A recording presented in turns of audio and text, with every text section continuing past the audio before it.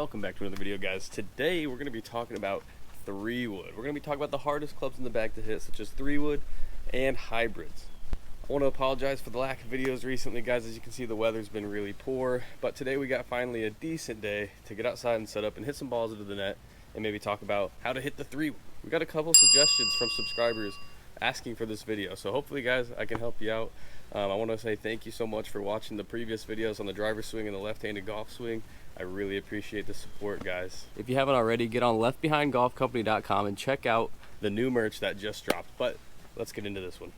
Hopefully, guys, we've fixed the audio issues. I did get a new camera set up for this GoPro, so I really hope you guys can hear it a little bit better. This will be the first time I've used it set up with this camera and this microphone. So if you guys like this audio, make sure you leave a comment. That way I know that it's working well. Alright, guys, we're going to talk about the 3-wood. This is one of the hardest clubs in the bag to hit. I mean, it's hard for me even as a scratch golfer. One thing that makes it difficult is the really shallow face. I think the biggest misconception when people grab a 3-wood is that they want to swing it like a driver. Now, a difference between your driver swing and any other swing is, I mean, on your driver swing, you're getting a little bit more tilt and you're hitting a little bit more up on the ball. That's not exactly what you want to do with 3-wood. You're going to want to swing this a little bit more like an iron. So when I'm standing over the ball, I've got a little bit more neutral weight, a little bit more weight, honestly, even on my front shoulder, because I want to make sure I'm striking down on the ball rather than up. With such a shallow face, if I come up on this ball at all, I'm going to just end up topping it or hitting it thin, which I'm sure is a major issue for a lot of people. Another thing that's going to be really important, guys, is going to be assessing your lie when it comes to hitting a 3-wood. These clubs just aren't made for hitting it out of the rough or hitting it out of less than perfect lies. Honestly, if you're going to hit a 3-wood or anything with this shallow of a face, you're going to want to make sure you have a really good lie. So if you've not seen the video on the basics of the left-handed golf swing or the driver swing, everything's really going to be about the same. This is going to be more similar to the iron swing because I'm going to be setting up really similar to my iron swing, where I have pretty neutral weight, a little bit more weight on my front foot. The ball is going to be played inside of my front foot, my right foot, just like my driver. However, I'm going to be hitting down on this ball like it's an iron. So in those last couple videos, we talked about the positions we need to be in on our takeaway. That's going to be the exact same with the 3-wood. And we just want to make sure that we're almost trying to make a little tiny divot after the ball. I'm not trying to hit the ball in the ground at the same time. I'm still kind of trying to strike down at the ball. You got to let the loft do the work. That'll generate the spin and get the ball in the air. You don't have to worry about helping the ball in the air, guys. Whenever you're trying to help the ball in the air, that's when you're going to get leaning too far back where it's hitting behind the ball. If I'm trying to help it in the air by giving it some tilt, that puts my point at which the club hits the ground behind that golf. That's going to be changing my swing path, and that's going to be making me hit those chunks, which is never good.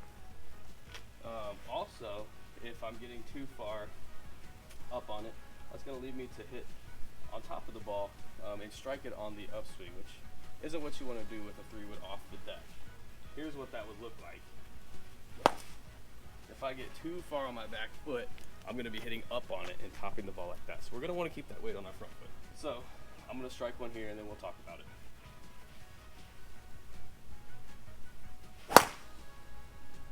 So as you can see, guys, that was a perfect strike. I'm going to flip the camera over to this way, and I'm going to talk to you a little bit about it from that angle. All right, guys, so let's talk about it from this angle. It's a little bit easier to kind of visualize. I'm going to use a couple alignment sticks so you guys can see what I'm talking about. I'm going to use these 2 alignment sticks, and you guys should use these anytime you're on the driving range. I get in a bad habit of not really using them, but anytime you're practicing, there should be no shame in using training aids to help you dial in the right swing and definitely work on your alignment. So what I'm going to do, I'm going to put this down on the ground, and this is going to be my ball position, my stick here, my ball position. So what I'm going to want to do is I'm going to make sure that I'm lined up, aimed at my target, right? And I'm going to want to make sure that I'm keeping that ball inside of my front foot here. You can see if I get it too far back, I'm going to be having to change my swing path in order to make contact with the ball, and that's just going to lead to bad habits and kind of working on that moving your body like we were talking about just before. If the ball position is not good, your body's going to have to adjust to to strike the ball, and that's going to lead to a lot of inconsistency. So let's practice ball position. It's super important with the 3-wood. So again, we're talking about just inside the right foot. As you can see, I've got a little bit more weight on my front foot. My shoulders are very neutral. So opposite to the driver, we talked about having a little bit more of a upwards tilt on my shoulders. This is going to be more similar to my irons, where I'm going to be very neutral here. So I've got ball inside my front foot, a little bit more weight, probably 60-40. I've got that shaft leaning just a little bit forward. You can see my club face is square to my alignment stick, which not only does it help with ball position, it also helps make sure my club face is square as well. So I'm just making sure that I'm parallel here. Got a little bit of a natural hang in my arms, just like I'm hitting any other club. The fun thing, guys, is once you have the basics of the golf swing, like we talked about a couple videos ago, you can really take those tips and apply it to every other swing that you're going to make with any club. The only difference is going to be ball position and maybe a little bit of weight. So let's line up for one here. Again, like I said a couple times, I got my natural hang here, a little bit of weight on my front foot. I'm going to be taking it back wide, just like my long irons or drivers. What I'm going to work on is kind of striking a little bit after the ball to kind of work on striking down at it. I'm going to let the loft do the work. I'm going to let the ball spin and get up in the air. Let's do it. Let's try.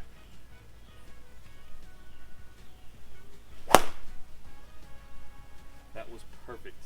Like I said, guys, when you're hitting 3-woods, you want to make sure you have a perfect lie. Something like this would be good to hit 3-wood off of. You should never hit a 3-wood out of a bunker or out of anything like this. The club is just not designed to get the ball up, which leads us to the perfect scenario to bring out our hybrids. So I actually don't carry a hybrid, guys. I do hit this 3 iron. That's a little bit more of like a driving iron. So we're going to use this as our hybrid in today's video. These clubs are made a little bit more to be a little bit more versatile. I can use them off of fairways, tees. I can actually hit them out of the rough a little bit better with their shallow face and shallow back. It makes that easier to cut through the rough and get the ball up out in there high. But they are still pretty hard to hit. We're going to be swinging them still like irons and less like woods. I want you guys to treat your hybrids and your 3-woods a little bit more like your long irons. All the things we talked about with the 3-wood are going to apply here as well, guys. When I have my long irons and my hybrids, I'm going to make sure that I have them inside of my front foot. Maybe not quite as far up as my 3-wood. Maybe I'm only about another ball inside my right foot. But I'm going to be swinging this exactly the same, guys. I'm going to be playing weight forward, neutral shoulders, long takeaway, and I'm going to be striking down on the ball again. I don't want to be pulling up. If I get pulling up, that's when I start to chunk it. That's when I start to blade it. I want to make sure I'm finishing, with my hands and my weight kind of in front of the ball. My head's going to stay down. It's going to stay in the same position, but my body weight is going to shift forward, just like that, guys. That's going to be a perfect finish. Let's try one. That was so perfect. I want you guys to be comfortable with hitting both 3-wood and your hybrids off the tee, because, guys, there's so many tight fairways where a driver just doesn't really make sense. You got to be able to put these in the fairway. You want to find that shot that's going to get you in the fairway. So I've teed one up here. We're going to talk about a little bit how I'm approaching this. A lot of what we just talked about, guys, is going to apply the same when the ball's on the tee versus when it's on the ground. I'm not really changing much of my strategy or much of my position or even approach to the swing. I'm still trying to hit down on this ball, guys. I would still, even though I have the ball on the tee, I'm barely teeing it up, I would still like to make a little bit of the divot after the ball. I think that's going to be another common misconception that a lot of people will get wrong, is that they're trying to hit up on this ball as if I'm hitting a driver. Just because it's on a tee, guys, I'm still going to give it the exact same swing. So even though this ball's on a tee, I'm going to still be weighted a little bit forward. Everything we talked about is all going to be the same. I'm going to be striking down on this ball and letting the loft do the work, guys. These clubs have plenty of loft. The ball will still get up in the air.